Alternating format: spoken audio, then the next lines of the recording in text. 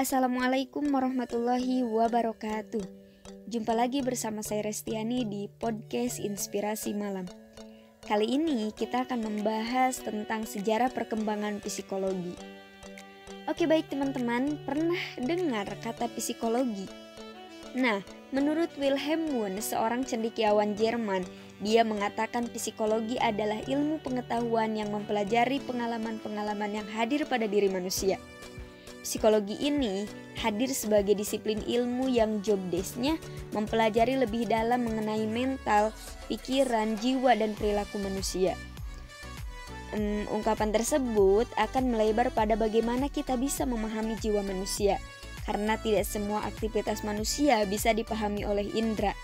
Kadang perlu memahami dengan nafs dan rasa. Oh ya, dari sisi kesehatan pun masalah psikologi atau gangguan terkait kepribadian ini bisa muncul akibat kondisi penyakit tertentu.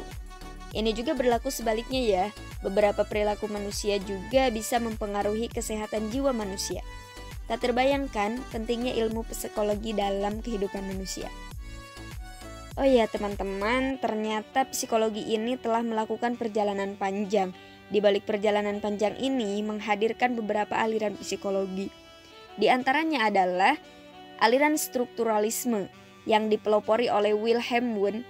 Menurutnya untuk mempelajari gejala-gejala kejiwaan, kita harus mempelajari isi dan struktur jiwa seseorang. Metode yang dipelajari ini lebih berfokus pada introspeksi atau elemen mau sendiri, sehingga objek yang dipelajari dalam psikologi ini adalah kesadaran.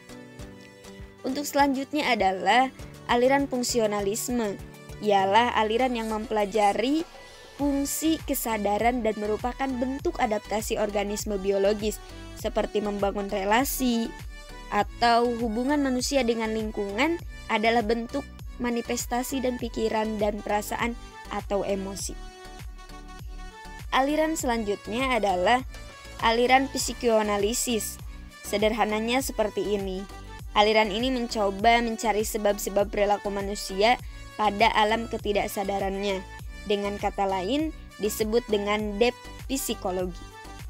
Aliran ini lebih fokus membahas pada conscious mind atau alam sadar yang memiliki struktur kepribadian berupa ide, ego, atau bahkan superego. Untuk aliran selanjutnya adalah aliran behavior.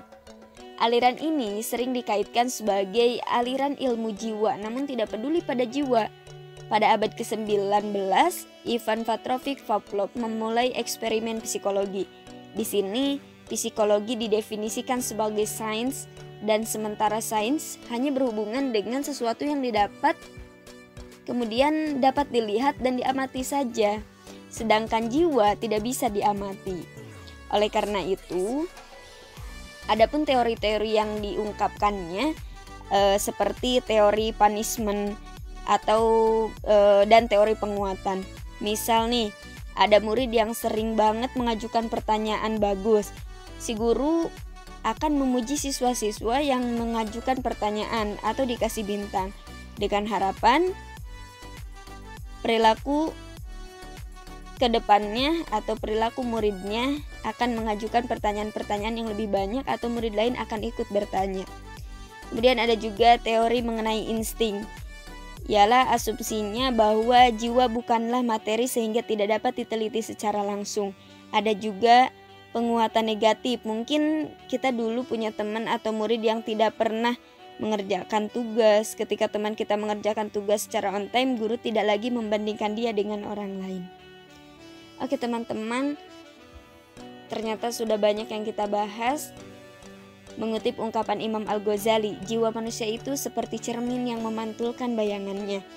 Kebajikannya akan membuat jiwa itu bersinar, sementara keburukan akan membuatnya gelap. Terima kasih, tetap mengikuti.